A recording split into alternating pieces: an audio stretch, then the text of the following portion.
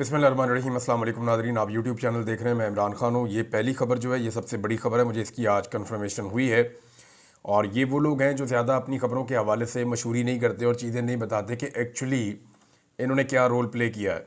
ये बहुत सारे अनसंग हीरोज़ हैं। ये बहुत सारे लोग ऐसे हैं जिन्हें आप जानते भी नहीं हैं, जो आपको सामने दिखाई भी नहीं देते, और वो ओवरसीज़ पाकिस्तानी कहीं ना कहीं काम कर रहे होते हैं। यानी साजिद तारड़ आजकल पाकिस्तान तरीके इंसाफ से बहुत तंग है। ये अपने आप को डोनाल्ड ट्रंप का मुशीर कहते हैं और पाकिस्तानी मीडिया भी इनके पीछे इस चक्कर में लगा हुआ था। तो पाकिस्तान में तो कोई भी आ जाए बहरूपिया, उसके पीछे सारे लग जाते हैं। तो साजिद तारड़ साहब भी ये कह रहे हैं कि ऐसा लगता है ये पागलपन है कि ओवरसीज़ पाकिस्तानी जो है, ख़ास तौर पे जो अमेरिका में है, उन्होंने इसको जहाज़ समझ लिया कि इमरान खान साहब की मदद करनी है। तो अब जो मैं आपको खबर देने वाला हूँ ये बहुत इंपॉर्टेंट और बड़ी खबर है। वो ये है कि 26 तारीख को जब इस्लामाबाद में कत्लेआम हुआ था ना, तो उसी दिन, क्योंकि अमेरिका में दिन बाद में आता है, पाकिस्तान में पहले आता है, यहाँ बहुत कुछ 10-12 घंटों का फ़र्क है, बहुत लंबा टाइम गुजरता है, फिर अमेरिका में वो वाला वक्त आता है। तो जब यहाँ पे कत्लेआम हो रहा था तो उस वक्त अमेरिका में एक्टिविटी शुरू हो गई थी। और पाकिस्तान में जो कुछ भी डी चौक में हुआ 26 तारीख को, जब अमेरिका में वो वक्त आया 26 तारीख का, उसके बाद तो अमेरिका के अंदर पाकिस्तानी अमेरिकन उसी रोज़ हंगामी तौर पर रिपब्लिकन्स, जो पार्टी अब इलेक्शन जीती है, डोनाल्ड ट्रंप की पार्टी, उनकी जो एस्टेब्लिशमेंट है उसके साथ मिले और तफसीली मुलाकात में उन्हें सारी सूरत हाल से आगाह किया था। उसके बाद अगले 48 से 72 घंटों में जो पाकिस्तानी ओवरसीज़ वहाँ पे मौजूद हैं, पाकिस्तानी अमेरिकन, उनके साथ रिचर्ड ग्रेनल की भी मुलाकातें हुई, वो भी अंगेज हो गया और वो अब तक पूरी तरह से मुतहर्रिक है। और मैं क्योंकि अब यहाँ तक पहुँचा हूँ और मेरी लोगों से बातचीत हुई है और उन्होंने कंफर्म किया है कि जी हमारी जो 26 नवंबर को यहाँ पे जो कुछ भी पाकिस्तान में हुआ था, हमने रियल टाइम में सारी इन्फॉर्मेशन अमेरिका की जो आने वाली इंतज़ामिया है, हुकूमत है, उनको हमने सब कुछ बता दिया था। रिचर्ड ग्रेनल उन्हीं दिनों में एक्टिवेट हुआ था। अब मैं आपको जो खबर दे रहा हूँ ये बड़ी खबर है और इसकी कन्फर्मेशन है, और हुकूमत के लिए परेशान होने की बात इसलिए है कि रिचर्ड ग्रेनल ने अब तक जो कुछ भी किया है या जो कुछ भी कहा है वो इनफरादी हैसियत में नहीं किया। उनके कहने का अंदाज अपना हो सकता है, लेकिन जो कुछ भी रिचर्ड कर रहे हैं ये वो इनफरादी हैसियत में नहीं कर रहे। मैं सिर्फ आपको यहाँ पे ये बता देता हूँ कि जो कोई भी इसे एक इनफरादी या एक आदमी का फेल समझने की गलती कर रहा है, वो बिल्कुल वैसे ही कर रहा है जैसे बाज़ औक़ात कबूतर बिल्ली को देखकर आंखें बंद कर लेते हैं ना, कि अब मैं बिल्ली को नज़र नहीं आऊँगा, वो मुझे खाएगी कैसे, और बिल्ली उसे खा जाती है। तो ये वही मामला है कि रिचर्ड ग्रेनल अकेला नहीं है, ना ये उसकी अकेले की पॉलिसी है, बल्कि ये मामला रिपब्लिकन की जो एस्टेब्लिशमेंट है उनके सामने रखा गया था और उन्होंने उसूली तौर पे पाकिस्तानियों के साथ खड़े होने का फ़ैसला किया था। स्पेशली ये जो इंसानी हकूक़ की खिलाफ वर्जियों के मामला हो रहे हैं पाकिस्तान में, इस हवाले से अब इस पर जो है वो हुकूमत बहुत परेशान है, और इतनी परेशान है कि उन्होंने एक नया बयानिया बनाना शुरू कर दिया है। इस बयानिए को मैं वन लाइनर में आपको अगर समझाऊँ तो वो ये है कि जब भी पाकिस्तान के ऊपर बाहर से इंसानी हकूक़ की खिलाफ वर्जियों के हवाले से कोई दबाव आएगा तो पाकिस्तानी हुकूमत उसको करार देगी पाकिस्तान के एटमी असासों पर हमला। मिसाल के तौर पे मुझे गायब कर दिया गया, किसी और सहाफ़ी को खुदा न खास्ता गायब कर दिया गया, किसी शख्स के ऊपर झूठा मुकदमा बना दिया गया, लोगों को गोलियां खुदा न खास्ता मार दी गई, या कोई भी जुल्म और जबर पाकिस्तान में पाकिस्तान की मौजूदा हुकूमत जब भी करेगी तो बाहर से दुनिया से जब भी उसके खिलाफ आवाज़ उठाई जाएगी तो पाकिस्तानी हुकूमत अब ये करेगी, देखिए जी हमारे एटमी असासे खतरे में पड़ गए, देखिए जी हमारी कौमी सलामती खतरे में पड़ गई। इन्होंने अब एक नया फार्मूला अपनाया है जो पाकिस्तान की एस्टेब्लिशमेंट वो ये नहीं कर रही, क्योंकि अमेरिका के खिलाफ पाकिस्तान की एस्टेब्लिशमेंट, मैंने आपको बताया, कभी नहीं जाती। वो कभी भी अमेरिका के खिलाफ पाकिस्तान की मिलिट्री एस्टेब्लिशमेंट स्पेशली कभी नहीं जाएगी। हाँ, पाकिस्तान की जो सियासी हुकूमत है वो अब ये करेगी कि जब भी कोई इंसानी हकूक़ की बात करेगा, जब भी कोई जबर फस्तायत जुल्म की बात करेगा, जब भी कोई जबरी गुमशुदगियों की और बाकी चीज़ों की बात करेगा, तो इसको फौरी तौर पे जो पाकिस्तान की हुकूमत है वो कौमी सलामती का मसला बनाएगी। देखें, पाकिस्तान की कौमी सलामती का मसला है, बैरूनी मुदाखलत हो रही है। इंसानी हकूक़ का मामला जो होता है वो कभी भी किसी मुल्क का अंदरूनी मामला नहीं होता, वो एक आलमी मसला होता है, एक आलमी अलमिया होता है, और उसके खिलाफ कोई भी आवाज़ पूरी दुनिया में उठा सकता है। हाँ, हुकूमतें गिराना, हुकूमतों को बदलना, अपनी मर्ज़ी के बंदे लाना, किसी मुल्क के अंदर अड्डे छीन लेना, ड्रोन हमले उस मुल्क के अंदर होना, उस मुल्क के अंदर ऐसे ऑपरेशंस होना जिससे उस मुल्क के अमन व अमान को खतरा हो रहा हो, या उस मुल्क की पॉलिसीज को बनाना, ये वो सारी चीजें हैं जो गलत हैं। ये वो सारी चीजें हैं जो मुदाखलत है उस मुल्क के अंदरूनी मामलात के अंदर, जैसा कि वो साइफर वाला मामला आपको अच्छी तरह याद है।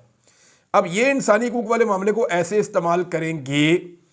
एक और चीज है, अयाज सादिक साहब ने एक स्टेटमेंट दिया, मैं यहां पे पहले ही आपको वो बता देता हूं, ये भी क्योंकि बयानिया की बात हो रही है ना, तो बयानिया उन्होंने बनाया मुल्क पर पाबंदियों की हमायत करने वाले पाकिस्तानी नहीं है। एक तो अयाज सादिक साहब, पाकिस्तान में किसी ने भी इन जो पाबंदियां लगी हैं इनकी हमायत नहीं की। सिर्फ एक पॉलिटिकल पार्टी है जिसने खुलकर इसकी मुखालफत की और पहले मिनट से की, यानी उन्होंने सोचा भी नहीं, उन्होंने मशवरा भी नहीं किया, उन्होंने मुखालफत कर दी। जो जहां बैठा हुआ था उसने वहीं से मुखालफत कर दी, और वो पाकिस्तान तरीके इंसाफ है। जो पाकिस्तान के ऊपर पाबंदियां लगी हैं मसाइलों के हवाले से, उस पर बतौर पॉलिटिकल पार्टी अगर किसी ने मजम्मत की है तो वो पाकिस्तान तरीके इंसाफ ने की है। अब अयाज सादिक साहब कह रहे हैं कि पाबंदियों की हमायत करने वाले पाकिस्तानी नहीं है। मैं एक और बात कहना चाहता हूं कि जो पाबंदियों पर खामोश रहे, क्या वो मुहिब वतन पाकिस्तानी है? नवाज शरीफ इन पाबंदियों पे चुप, शहबाज शरीफ इन पाबंदियों पे चुप, इसहाक डार इन पाबंदियों पे चुप, हमजा शहबाज इन पाबंदियों पे चुप, मरियम नवाज इन पाबंदियों पे चुप, कैप्टन सफदर इन पाबंदियों पे चुप, PMLN की सारी क़यादत ज़्यादातर वो इन पाबंदियों पे चुप। तो क्या ये चुप रहने वाले, जब पाकिस्तान के साथ ज्यादती हो रही है इसके ऊपर जो लोग खामोश रह रहे हैं, क्या वो मुहिब वतन पाकिस्तानी है, या वो लोग मुहिब वतन पाकिस्तानी है जो इन पाबंदियों के खिलाफ आवाज़ उठा रहे हैं? ये बात मैंने सवाल वैसे उठाया, इदारों में बैठे हुए लोग भी सोचे हैं कि उन्होंने किस तरह का तजुर्बा किया है, मज़ा तो बहुत आ रहा होगा उन्हें। एक नाज़रीन और ख़बर है, और ये एक बारीक वारदात है जो मैंने पकड़ी है। ये हाफिज़ नईमुर रहमान साहब हैं, जमात इस्लामी के अमीर हैं, मेरा इनसे बहुत अच्छा ताल्लुक़ है, लेकिन इन्होंने गालिबन एस्टेब्लिशमेंट के कहने के ऊपर एक स्टेटमेंट दिया है। इस वक्त देखें, पाकिस्तान की एस्टेब्लिशमेंट और हुकूमत अमेरिका को खुश करने की कोशिश कर रही है। वो ये जानते हैं, पाकिस्तान सब जानते हैं पाकिस्तानी, कि जब भी अमेरिका में कोई भी हुकूमत आए, चाहे वो ट्रंप की हो, जो बाइडन की हो, ओबामा की हो, बुश की हो, किसी की भी हो, वो हमेशा प्रो इसराइल ही होगी। इसराइल की बड़ी इन्वेस्टमेंट है, बड़ी मेहनत है, अमेरिका में उन्होंने बड़ी लॉबिंग की हुई है। तो जो भी हुकूमत अमेरिका में आएगी वो इसराइल के प्रो होगी, यानी वो इसराइल से मोहब्बत करने वाली होगी। जो भी आएगी, ऐसी कोई हुकूमत मैंने देखी नहीं जो इसराइल के साथ प्यार नहीं करती अमेरिका की। तो लाजमन जो अब हुकूमत आ रही है वो भी प्यार ही करेगी उनसे, जो पहले थी वो भी प्यार ही करेगी। तो ये पैकेज जो पाकिस्तान में तैयार किया जा रहा है कि हम आपको क्या दे सकते हैं, अब उसके लिए ज़रूरी समझा गया कि इमरान खान से इस मौका पर इसराइल के खिलाफ बयानात दिलवाए जाएं, हालांकि वो जेल के अंदर बंद है। हाफिज नईमुर रहमान का स्टेटमेंट देखें, बानी PTI जेल से ऐलान करें कि इसराइल को नहीं मानते, और उन्होंने कहा हुकूमत और PTI के दरमियान मुज़ाकरात की हमायत करते हैं और चाहते हैं कि बानी PTI आज जेल से ऐलान करें कि इसराइल को नहीं मानते। अब सवाल मेरा ये है हाफिज नईमुर रहमान साहब से, एस्टेब्लिशमेंट के कहने पे आपने ये डिमांड तो डाल दी, आपने सोचा है कि उन्होंने ये डिमांड डलवाई क्यों आपसे? मैं आपको बताता हूँ। देखें, ये जो इमरान खान साहब हैं, क्या इन्होंने कभी ज़िंदगी में कहा कि मैं इसराइल को मानता हूँ और फ़लस्तीन को नहीं मानता? क्या पाकिस्तान में किसी और लीडर ने इसराइल के ख़िलाफ़ और फ़लस्तीन के हक़ में इतनी आवाज़ उठाई जितनी इमरान खान ने उठाई? किसी ने भी नहीं किया। इमरान खान ने इसकी कीमत भी चुकाई है। मौजूदा हुकूमत के वफादार जो हैं वो इसराइल में जाते हैं अपना वफ्द लेकर, हुकूमत में जो बैठे हुए लोग हैं हाफिज नईमुर रहमान उनसे नहीं कह रहे कि इसराइल पे बात करो। कितनी बारीक वारदात है। देखें आप, जो हुकूमत के अंदर जमातें बैठी हुई है, हुकूमत के अंदर जो लोग बैठे हुए हैं, जो जाते हैं इसराइल के अंदर, उनके वफादार लोग इसराइल के अंदर अपना वफ्द लेकर भी जाते हैं, उनको हाफिज नईमुर रहमान नहीं कह रहे कि तुम कहो कि तुम इसराइल को नहीं मानते। वो जो आदमी जेल में बैठा हुआ है, जो बार बार ये बात करता रहा है, उसको कह रहे हैं कि नहीं तू कह। वजह क्या है? हाफिज नईमुर रहमान साहब हक के साथ तो खड़े ही नहीं हुए। जब जब इसराइल के लिए, जब जब फ़लस्तीनियों के लिए मुजाहरा हुआ इस्लामाबाद में, और जो जुल्म और जबर हुआ मुश्ताक अहमद साहब के ऊपर, वहाँ कहाँ थे हाफिज नईमुर रहमान साहब? उन्होंने तो साथ नहीं दिया उनका, उन्होंने तो अपनी सियासत की। तो अब ये बारीक वारदात इसलिए डलवाई जा रही है कि पाकिस्तान का मौजूदा रजीम अमेरिका को ये कायल करना चाहता है, जी हम आपके लिए कर गुजरेंगे जो आप कहेंगे।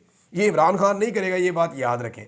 तो इस तरह की बारीक वारदातें डाल रहे, और इमरान खान वैसे भी नहीं करेगा, इमरान खान वैसे भी नहीं करेगा, ये सारी दुनिया जानती है। लेकिन इस वक्त ये एक बारीक वारदात है, मैंने आपको बता दी है, जो डाली गई है और डलवाई गई है हाफिज नईमुर रहमान साहब से कि जेल में बैठे हुए आदमी से गारंटियां मांगो जो हुकूमत में बैठे हुए हैं उनसे किसी किस्म की कोई गारंटी मांगने की ज़रूरत नहीं है।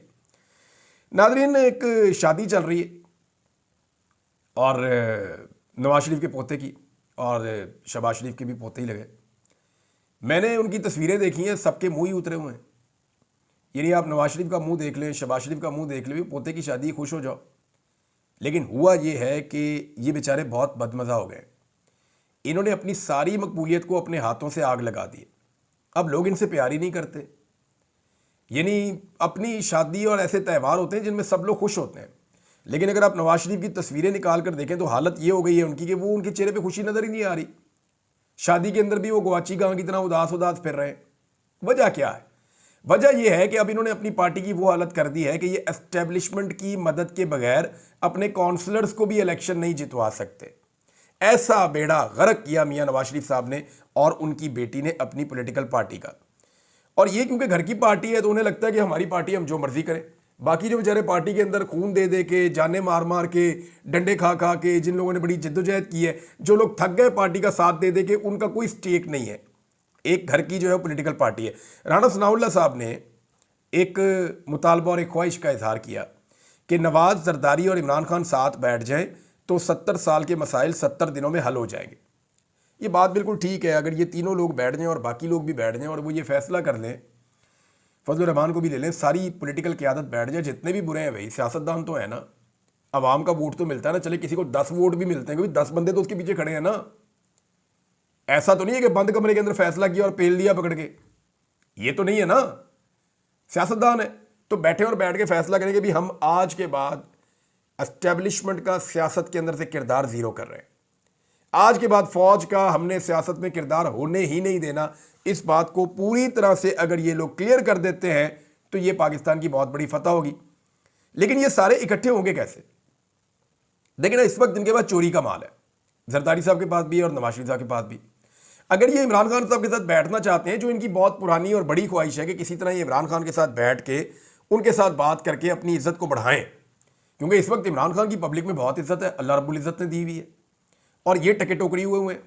तो अगर ये इमरान खान के साथ बैठना चाहते हैं तो इन्हें कम से कम वो चोरी का माल लौटा देना चाहिए फौरन। यानी जो जाली मैंडेट लिया हुआ है इसको छोड़ दें। शहबाज शरीफ से कहें जी असम्बलियाँ तहलील कर दें, मरियम नवाज से कहें जी ये जाली हुकूमत छोड़ दो, जरदारी साहब अपना सदारत का जो जाली होता है उनको जाली सीटों के साथ मिला हुआ वो छोड़ दें। तो ये जाली हुकूमतें ख़त्म करने के बाद इमरान खान के साथ जाकर बैठ जाए और बैठकर इलेक्शन कमीशन की तश्कीलें नौ कर दें। 70 दिन क्या 70 घंटे क्या, ये तो 70 मिनट का काम है। चीज़ें तो सबको पता करनी क्या है। इलेक्शन कमीशन की तश्कीलें नौ कर दें, उसको बेहतर कर दें फौरी तौर पे सारे मिलकर।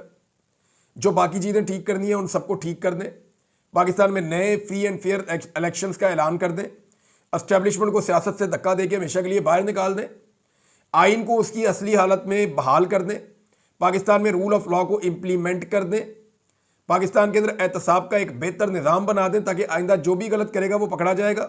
मईशत की एक पॉलिसी बना दें कि जनाब इसके ऊपर सारे चलेंगे और इसके ऊपर सियासत कोई नहीं करेगा, और जो भी एस्टेब्लिशमेंट के साथ मिलकर सियासत करेगा या एस्टेब्लिशमेंट सियासत में कूदेगी तो सारे रल के उसका मुकाबला करेंगे।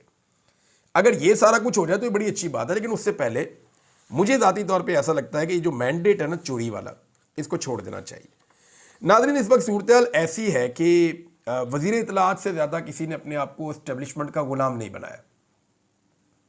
यानी जो अगर वज़रा के अंदर अगर आप जूते पॉलिश का मुकाबला देखें तो सबसे बेहतरीन ज़बरदस्त इंफॉर्मेशन मिनिस्टर ने किए हैं, क्योंकि 3 बड़े एलिगेशंस DGISPR ने लगाए थे अपनी प्रेस कॉन्फ्रेंस में, जिनके ऊपर बड़ा रोला पड़ा था। नंबर 1, DGISPR ने खैबर पख्तूनख्वा हुकूमत की गवर्नेंस के ऊपर आवाज़ उठाई थी। नंबर 2, जो गोलियां चलाई गई वो मुजाहिरीन पे डाल दिया कि उन्होंने चलाई थी। नंबर 3, उन्होंने कहा जी तहरीक तालिबान पाकिस्तान को पाकिस्तान के अंदर इमरान खान साहब जिद करके लेकर आए थे और उनकी वजह से जो दहशतगर्दी हो रही है वो हो रही है, उन्होंने ये कहा। अब इनमें से देखें 2 मामला तो बड़े खुल गए। ये जो TTP वाला मामला ये तो ऐसा खुल गया कि इसके ऊपर पहले ज़रा रुके ना, ज़रा TTP वाले मामले में ख्वाजा आसिफ का एक ट्वीट है, वो आपको इसके फ़ौरन बाद को मैं बताता हूँ। वो खुल गया। उसके बाद जो दूसरा मामला था गोलियां चलाने वाला, सारे सबूत लोग सामने लाकर उन्होंने रख दिए और दूध का दूध और पानी का पानी कर दिया। अब गवर्नेंस खैबर पख्तूनख्वा का मामला, उसके ऊपर वाइट पेपर जारी कर दिया अता तारड़ ने। अता तारड़ ने वाइट पेपर जारी किया। मेरे ख्याल में, मुझे सुनने की आपको ज़रूरत नहीं, अब तारिक मतीन साहब का वीलॉग निकालें, उन्होंने पूरा का पूरा पोस्टमार्टम ही कर दिया है। मैंने वो सुना है, उन्होंने कमाल रिसर्च करके उड़ा के रख दिया है सारा का सारा वाइट पेपर जो अता तारड़ लेकर आए थे। लेकिन इस वक्त अगर बदतरीन कारकर्दगी कहीं पे है पाकिस्तान में, तो वो फेडरल गवर्नमेंट की और पंजाब हुकूमत की है, जिन्होंने मिसालें कायम कर दी है। इवन कश्मीर के अंदर भी जो वज़ीर आज़म लाए हुए एक तोहफा, जिसको ख्वाजा साद रफ़ीक ने कहा था कि ये क्या तोहफा ला के बैठा दिया, वो ठीक कह रहे थे बेचारे, तो उसने भी जो तबाही फेरी हुई है। तो अगर पाकिस्तान तहरीक इंसाफ वाइट पेपर खुद नहीं ला सकती उनके खिलाफ, तो ये तो नकम्मा पानी है ना। तहरीक इंसाफ इस वक्त वो पॉपुलैरिटी इंजॉय कर रही है जो इमरान खान की वजह से पार्टी को मिल रही है, तो वो कहते हैं हाथ पे हाथ रख के बैठो, काम ही नहीं करना। अब ये रिस्पॉन्सिबिलिटी जो पंजाब के अंदर जो अपोजिशन है पीटीआई की, उनकी है कि वो वक्तन फ़वक्तन इनको ना सिर्फ बेनकाब करें, बल्कि पूरा एक वाइट पेपर जारी करें साल के इख्तिताम पे कि जनाब ये बेड़ा गर्क इन्होंने इस मुल्क का कर दिया और इस सूबे का इन्होंने क्या हाल कर दिया।